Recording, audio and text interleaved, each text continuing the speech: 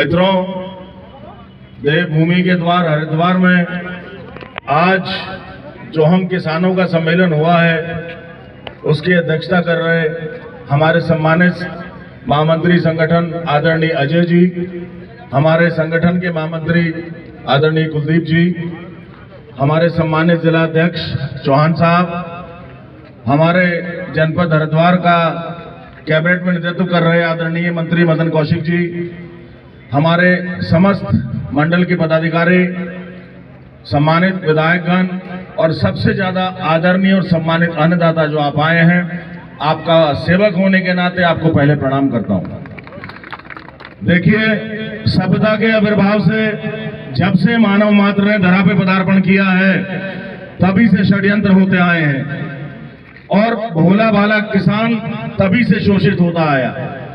आप ये देखिए कि जो व्यक्ति उसका भला करना चाह रहे हैं, आदरणीय नरेंद्र मोदी जी प्रधानमंत्री के रूप में प्रकट होकर के आए श्री राम की तरह, मर्यादा पुरुषोत्तम की तरह से, जिस तरह के उन्होंने कानून में आमूल चूल परिवर्तन किए हैं, हमने अच्छी तरह से पढ़ा है। वास्तव में उससे बढ़िया कानून कोई किसानों के लिए नहीं हो सकता।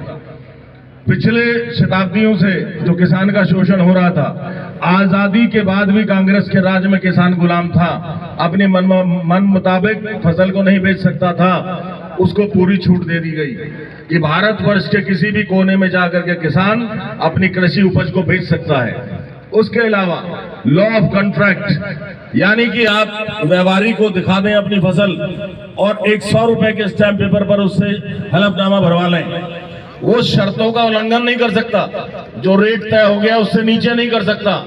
और अगर कर भी रहा है तो किसानों को अदालत के चक्कर काटने की जरूरत नहीं, किसान सीधा एसडीएम के पास जाए और एसडीएम पूरी पैरवी उनकी करेगा। आज तक हुआ था इस तरह? बताइए आप, कभी नहीं हुआ। लेकिन वही बात है कि हर अच्छी बात का विरोध होता है और जो हमारे विपक्षी दल हैं, बड़े विनम्रता पूर्वक कहना चाहूंगा कि भारतवर्ष के अन्नदाता को छलना बंद करें। किसका नुकसान कर रहे हैं? अपना ही नुकसान कर रहे हैं।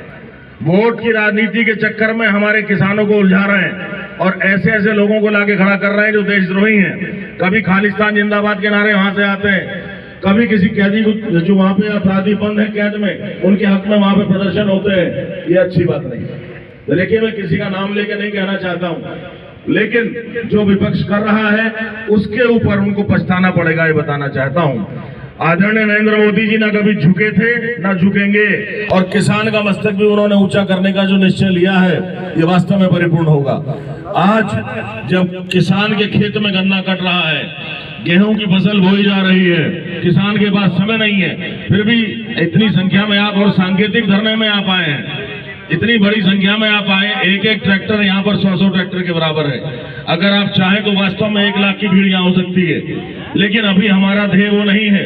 अभी तो सिर्फ हम विपक्ष को चेताना चाहते हैं, चेतावनी मात्र है। और इसको अच्छा है कि विपक्ष समझ जाए, नहीं तो इसका परिणाम अच्छा नहीं होगा। अपने भाइयों से जिनको बरगलाया जा रहा है, हमारा यही निवेदन है कि भाइयों अपनी अच्छाई को पहचानो, आवेश में आकर के अपना भविष्य खराब मत करो। जो नियम और कायदे आज कृषि कानून के रूप में हमारे पास आए हैं वो क्रांतिकारी हैं और क्रांति को समझने में समय लगता है।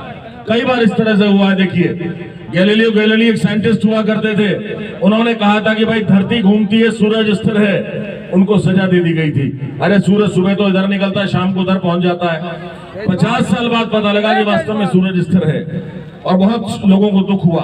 तो आज कहीं ऐसा ना हो कि जो कानून आदरणीय मोदी जी ने बनाया है हम उसका विरोध करें, उसमें कोई तरमीम करा दें और कल को वो हमारे लिए दुखदायी सिद्ध हो जाए। तो मेरा तो यही निवेदन है आप सभी से कि अपने भाइयों को समझाएं, आदरणीय अन्नदाता को समझाएं कि ये विरोध शोभा नहीं देता है, एक अच्छाई है। हमें किसी से लड़ना नहीं है, प्रेम पूर्वक उनको समझाना है, क्योंकि वो भी हमारे में से ही हैं। वो भी अपना खून पसीना धरती माता का सीना चीर के डालते हैं, उसमें जो अन्न उगाते हैं वो आप सभी के लिए खाने के लिए देते हैं, पूरे भारतवर्ष को देते हैं और निर्यात भी होता है, उसका देश से बाहर भी जाता है।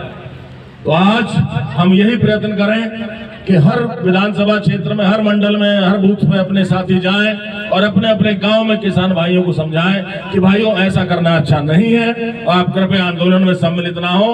और मोदी जी जो हमें एक ऐसा पारस पत्थर दे रहे हैं उसका अवलोकन करें। जय हिंद, जय भारत, जय उत्तराखंड।